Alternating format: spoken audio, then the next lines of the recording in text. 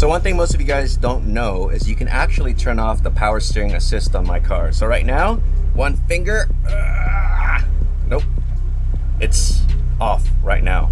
Now I'm gonna turn it on. All right, ready for this? One finger. Crazy, right?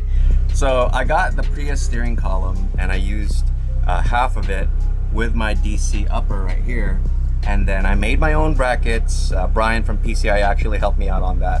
And now we have a solid steering wheel. Before, with the previous brand, you can actually see the column right here flex, which was absolutely annoying because of the wonky bracketry. I'm not saying don't get it, all right? I'm not gonna say that, but it's just a little bit looser than I want, so I made my own kit, and now I'm quite happy with this. This is actually the Quaife kit, and it feels really good and direct. So yes, you can still turn this off, which is freaking awesome.